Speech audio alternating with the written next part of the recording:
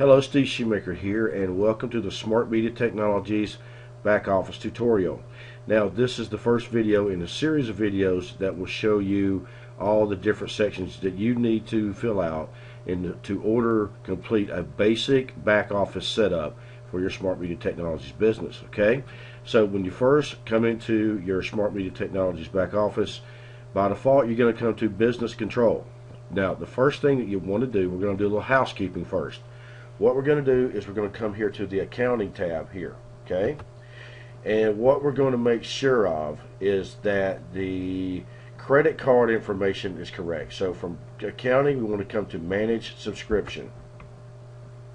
Okay, from here, we want to come to this link here that says click here to edit payment defaults. From here, we want to click this link, edit credit card information. Now, once this window opens up, just have you or your new member, whoever you're walking through the back office, just have them make sure that the credit card information is correct.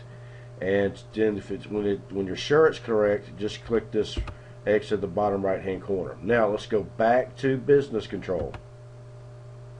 Now the first thing you're going to want to fill out is the personal information. So you select the personal information icon and just have your you or your new member fill out this information. Come to the bottom, click Save. If you don't get any error messages, that means that the information has been saved. Now, this is information that is between you and Smart Media Technologies. This is not public display information. This is just information so Smart Media Technologies will know where to send your magazines, your pay card when we have it, and more importantly right now, your checks. So just make sure this information is filled out correctly and then click Save. Now the next section you're going to want to come to under the Business Control tab is you're going to take your person to the tree settings.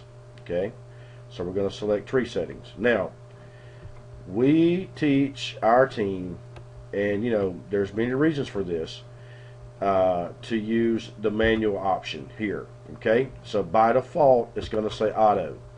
Select manual. There's many reasons for this, because this gives you full control of replacement over your people so that you can grow your binary correctly the way you want. Okay, very important. This happened to another team, and now we're in the process of moving the person because they accidentally had their selection on auto, and it put a person somewhere they didn't want them. So we teach our team to place them on manual, and we'll have other videos and training on how to use that as well. So place this on select manual here, then click Save. Okay, awesome. Now from here, you just want to take them to the My Tree icon and just kind of show them where they're at in the tree. Okay, because once they open up My Tree, they're going to be the first position here. Now they can hover over this screen and they can see their information, how many CV points they have on the left, the right. Remember, if you have 300 points on one side, 600 on another, you need 900 points total to cycle. This is a good indicator where you need to place people. Again, that's why we advise using the manual setting. You can see what leadership matching bonus you're at and the product level, and you can do this for anybody in your organization as they come in. Okay, so very important that you know where to do that. Now the next section we want to go to is the personally sponsored rep icon here. Okay, now of course this is pretty self-explanatory.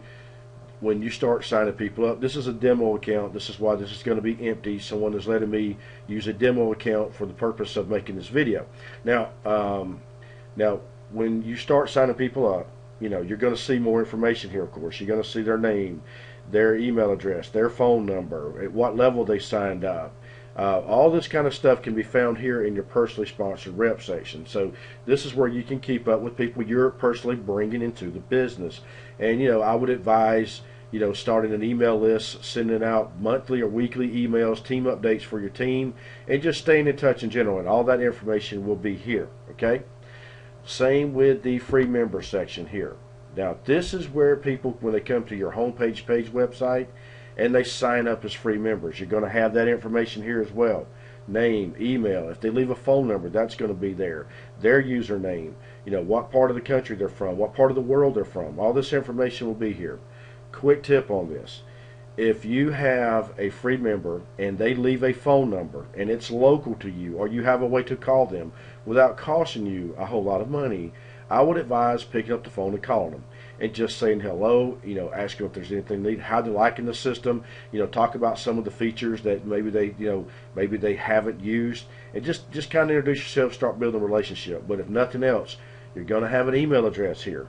Send them a welcome email and follow up every now and then. Now, your opt-in tracking. Now, this is a great tracking tool.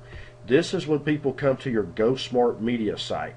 And if you go to your GoSmart Media site, that's your site, that's your internet marketing hub. That's got a link to the online magazine, the 3-minute video, and it also has a opt-in form that people have to opt into, meaning they have to leave information, name, email, and phone number if you set it up like that, to move to the next page to get more information. So not only will you see that information here, name, email, phone number, if they left one, and all of that stuff, the time and all of that, but you also receive an email to the email that you leave in the personal information tab.